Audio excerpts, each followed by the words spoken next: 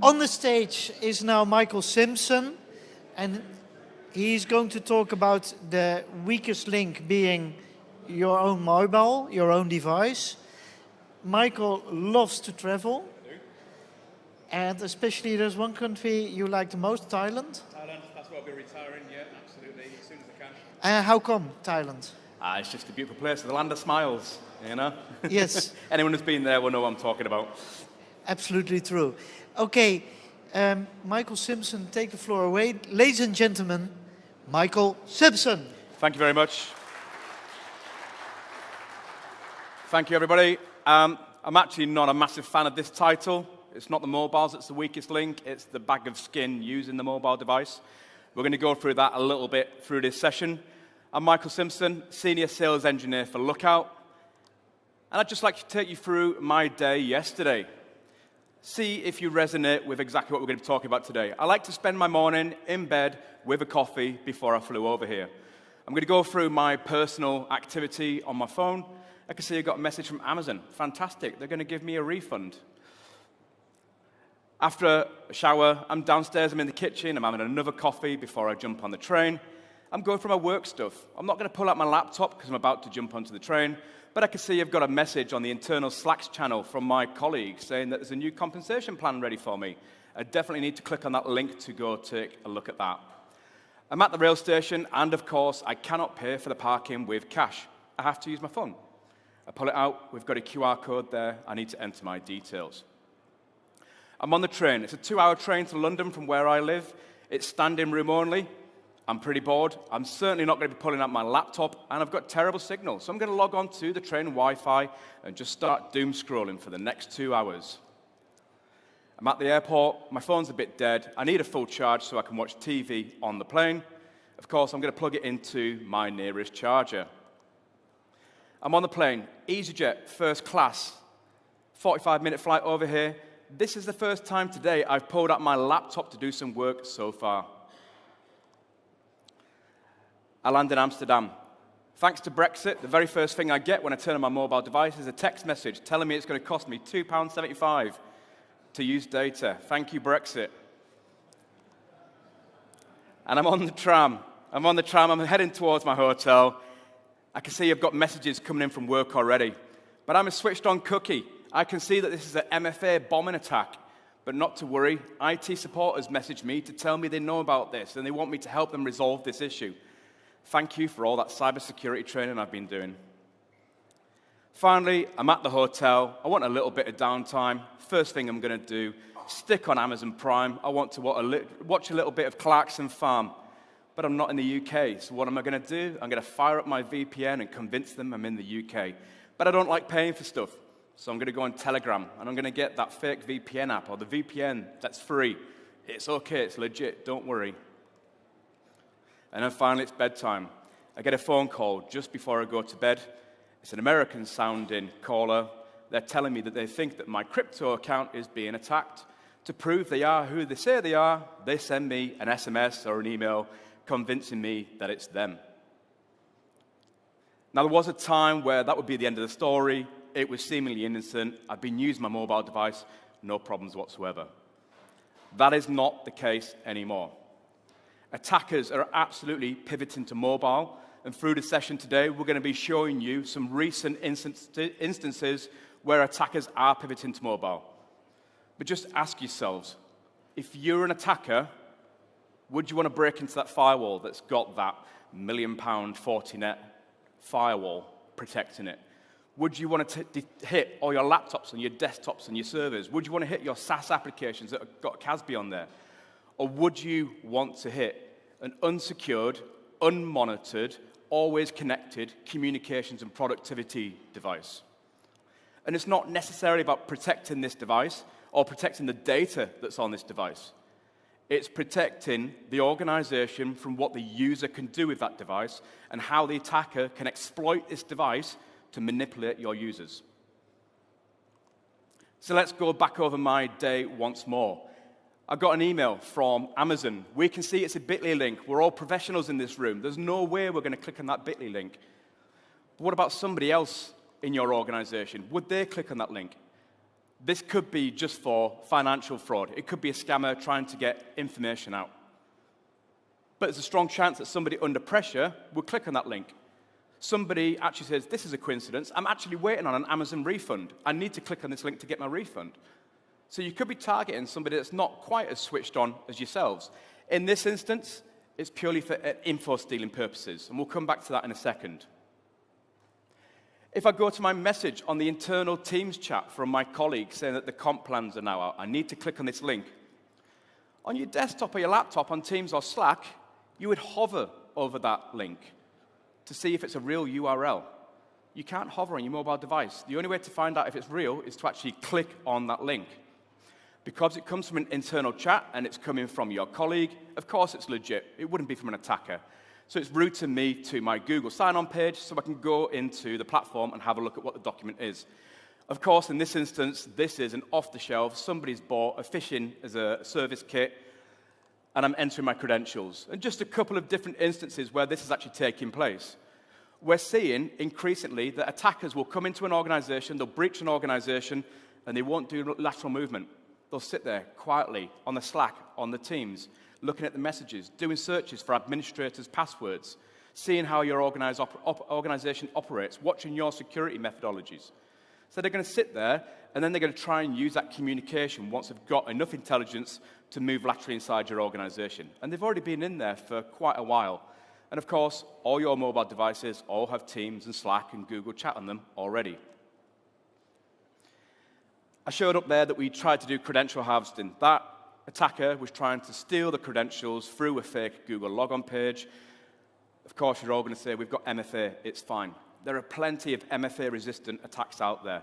If you look into evil proxy and reverse proxies, only last week I saw that a number of organizations were routing all of their SMS authentication codes through an unknown service where they were intercepting and selling those codes. You can go on the dark web and you can buy OTP codes. Rail station car park, I love this one, QR codes. People are starting to catch up with QR codes now. In the UK, we're seeing quite a lot. That is not a legit QR code. Opportunistic attack, slap that barcode, the QR code on, and just hope that somebody's going to scan it. The one thing I really like about QR codes is you don't know if it's malicious or not until you scan it. You scan it, you see a page. Is that page malicious or is it not? By that time, it's too late. I've already captured your IP address, what browser you're on, what device you're on, what's your location, what's your language. If you've permitted clipboard data, photo data, video data, location data to your browser, I've also got that information as well. So I can start to use just that intelligence to build a better attack. I know that you're from the UK, I know you speak English, I know what network you're on, and I know you're on Android. So I'm going to use an exploit for a vulnerability, or I'm going to create the next message that comes to you to be heavily targeted towards you or your organization. But in this instance, that QR code actually took me to a website where I had to install the parking application, sign up for an account, so I've just handed over credentials, sign up with my credit card information, and there's a whole host of malware out there across iOS and Android. It's something we actually do for these app stores. We vet the applications, we tell them, and then they don't take it down.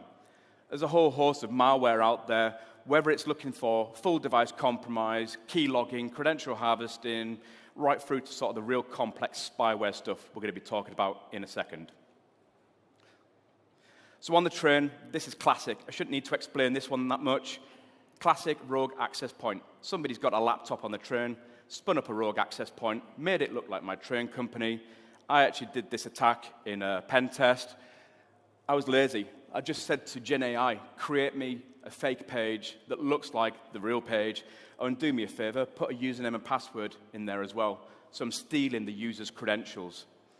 I love Gen AI. It makes me seem a lot more clever than it is when it comes to creating this sort of stuff, because I cannot code at all.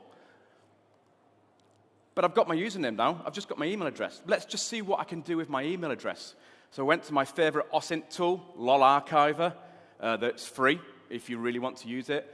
I put in my email address. It found me in 22 different search results.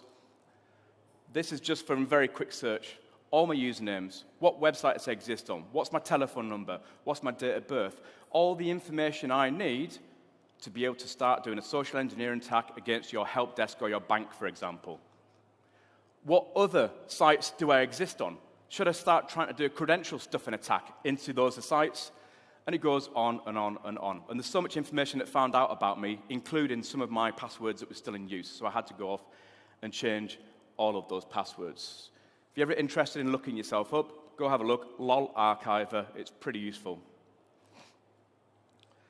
This is classic as well. I hope that nobody is plugging into a PowerPoint anywhere, and I hope nobody is using a cable that isn't their own cable. Yes, it's classic. It's been around forever. Plug your device into a charger. That charger injects a malicious payload into your phone. It runs a script for you to go to a site and download something. It makes a configuration change on your device. iOS and Android thought they got around it by introducing some security measures. The attackers are always one step ahead. Every time I pop up a news article, look at the date on it and see when it last happened. They're now using new techniques to be able to inject malicious payloads into your device or send your device to a malicious website just when you plug into that socket. What's on the opposite side of that socket? And you can go buy the cable to do it yourself if you want. Look at the capability of that. You can buy this cable for $25. Put some malware on there, Wi-Fi control it, leave it on a table, hope someone plugs it in, inject malware into their phone, start credential harvesting, start getting lateral movement into the organization. Got my laptop out the plane. The first time I've used my laptop today. The only issue here was the warm champagne on EasyJet. I will be writing a strongly worded email. Landing Schiphol. Got an SMS text message with some links inside it to tell me how to manage my data browsing plan. There was a time when only intelligence organizations and governments would have been able to spoof this. If you get an SMS, you think it's legitimate coming from a mobile network operator. You've now got threat actors in their bedrooms creating what we call a BTS or an IMSI capture. Fake base stations that look like a real telephone network. Back in the day, when I was working with certain governments, we would spin up IMSI captures at airports to try and catch targets as they were coming off the plane. And we would infect everybody. You would be collateral damage as long as we got our target. But now we're seeing threat actors out their bedroom create this for about £600 a piece. Spin up a fake base station, send out a load of SMSs with links in there. Because there's no inherent security in the network, we can't stop certain sender names, for example, we can't scan the links. They go through, you click on them, thinking it's completely legitimate. And as I mentioned previously, you've got covert surveillance agencies, intelligence agencies, governments using this type of capability to be able to do zero-click attacks. Compromise your device, deploy malware to your device, and get everything out of your device without you having to do anything, just by joining a network. Prime example of that, you can see in Amnesty International with the Predator spyware, Finfisher spyware, whereby your mobile device connects to a fake base station and it's infected with malware automatically. Pretty heavy-hitting one, that one. There's not much you can do about it other than detect the malware or have a defense in-depth approach. We'll come to that in a second. MFA bombing attack, classic. Lots of people still fall for this, though. It happens all the time.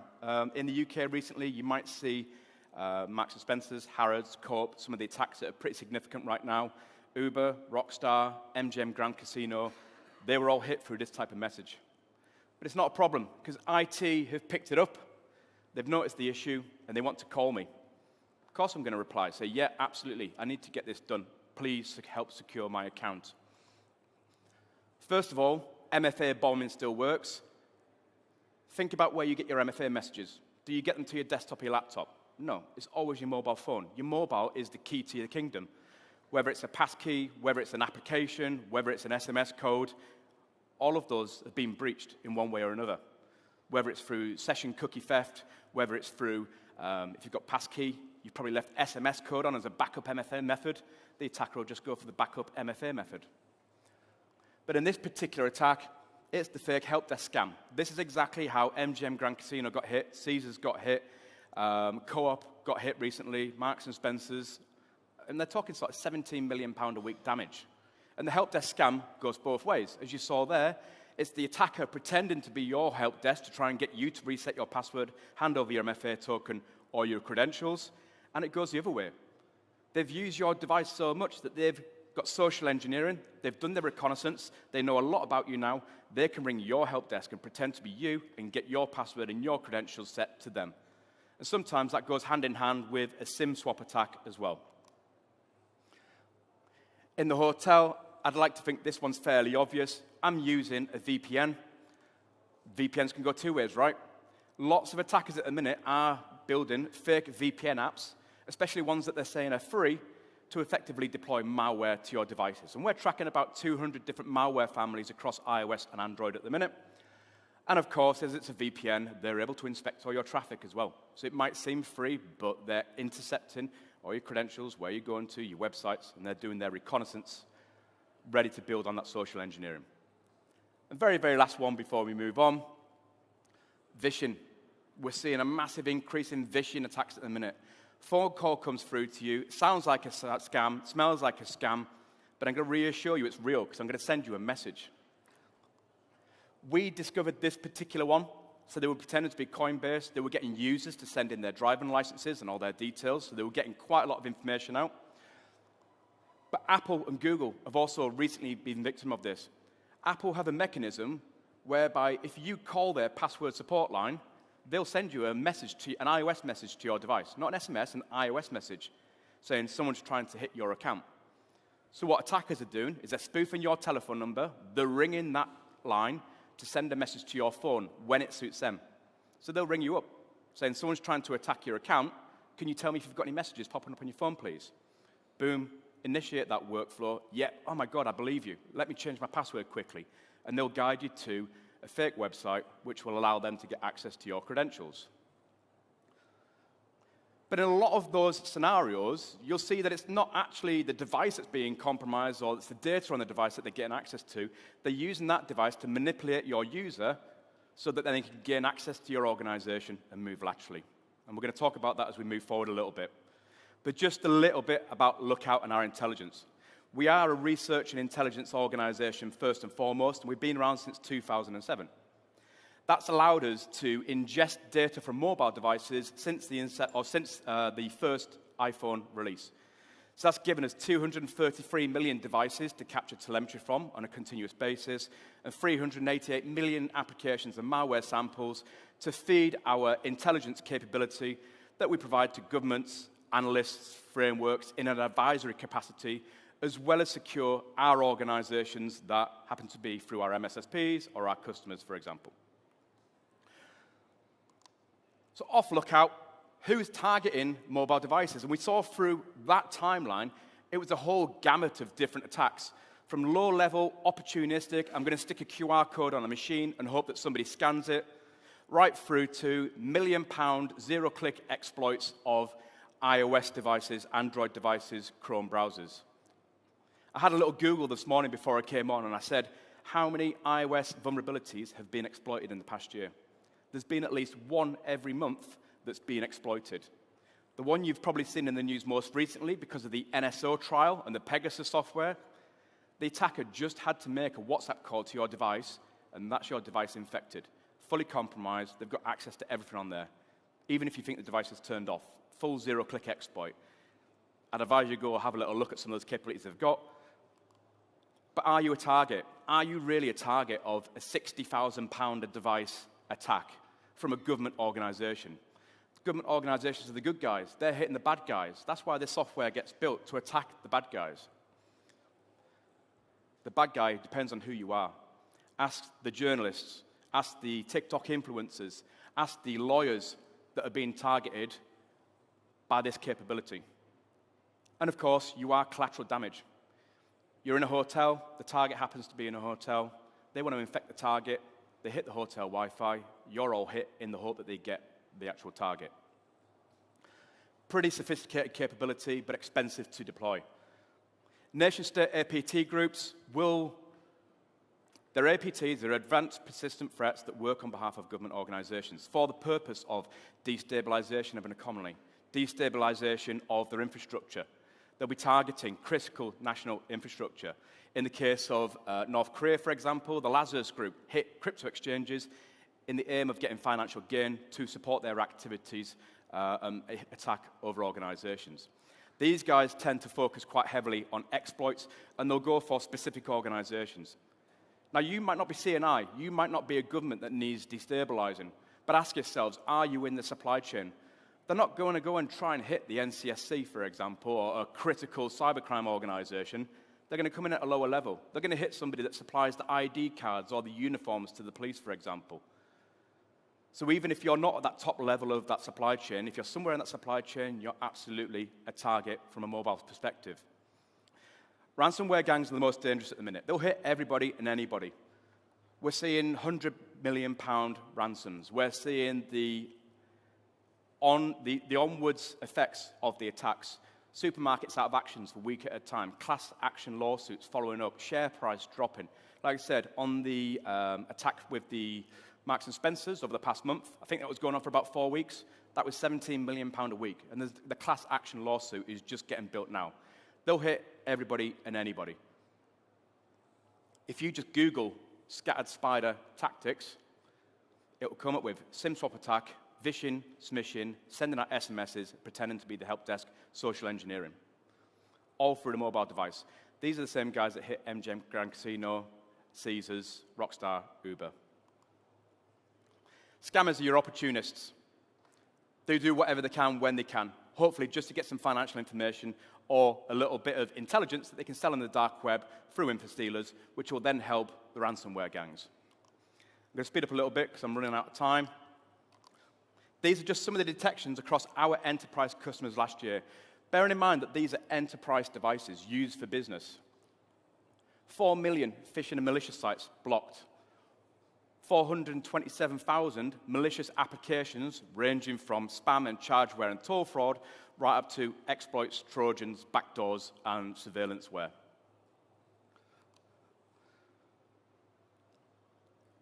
If you were the CEO, you were looking at finances, where would you rather catch the attack from a cost perspective? If you were the board and you're looking at share price and you're looking at reputation, again, where would you rather catch that attack? And certainly for the SOC, the security team, the guys that are going to be doing incident response, your incident response is going to be a lot better if you can detect it at the recon or the social engineering stage. And organizations have spent millions on providing this capability with their existing traditional systems they're used to. You've got your EDR, your firewalls, your proxies, all pumping logs into expensive SIEM and SOAR and XDR systems to be able to do correlation of events and being able to identify an attack. And when you've identified it, try and remediate it as quick as possible, and then do your forensics report that you then have to give across to the EU as part of your NIS2 compliance. There's a massive piece we're missing there. Hours a day of activity, business activity, social engineering activity, attacker activity. So the prime example, for the recon stage, as we've already seen, just from a QR code or just from one link that you've clicked on in WhatsApp, I've already got IP address, location, locale, that kind of stuff. If I push a little bit further, I'll probably get your username and your password. I might even get MFA in there as well. I can deploy malware to your device. I can have you join an insecure network from that device. I can then use all that intelligence to refine my social engineering message. I can go off and do some more research on you, some OSINT. I can get far more intelligence about you. Now I've got your telephone number, your email address, where you live, etc. I might not even go for social engineering and some clever scam. I might just outright say, I know you work for this major IT company and you're head of IT. This is a photo of your school. This is a photo of your kids. We're going to kill your kids if you don't give us access. We've seen that in the US, from US-spoken attackers. And of course, I can get initial access. Your mobile device has as much access to your corporate systems as your laptops, your desktops, and your PCs. And I can guarantee you at least 95% of people in this room right now have no endpoint protection on their mobile, but they'll certainly have it on their desktop and their laptop and their servers in their infrastructure. And that's where mobile EDR comes in. Now, it's not just about providing information into the SOC so that you can do that response. I'm going to skip over these because I am very much out of time. These frameworks have all cottoned onto this.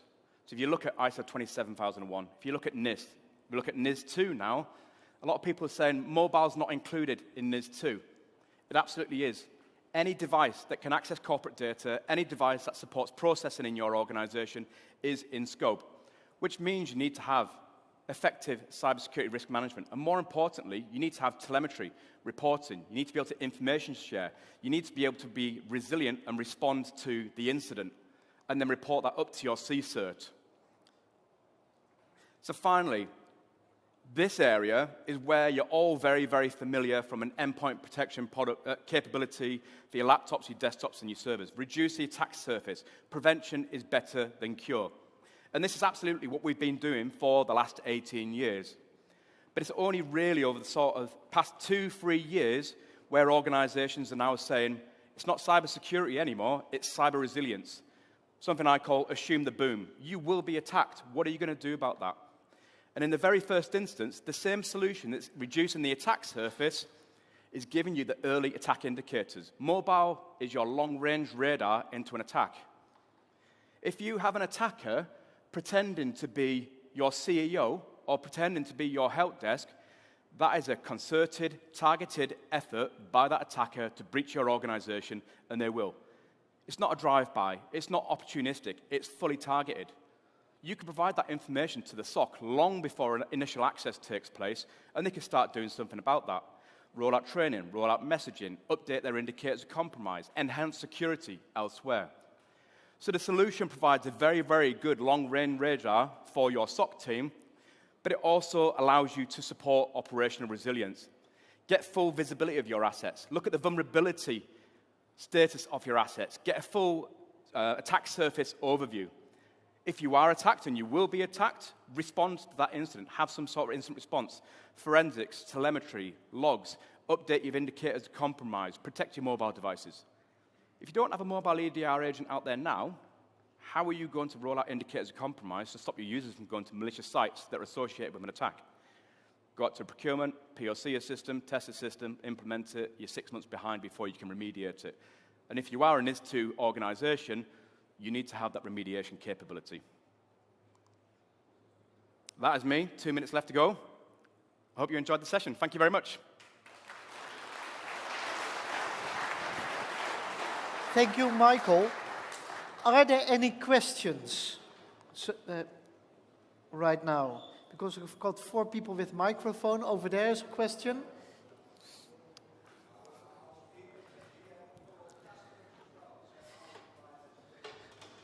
The question is, do you have it for customers as well? As a personal, as a personal... Yes, so we did have a personal version that was solely Lookout branded. We sold that off last year to a company called F-Secure. It's absolutely the same product.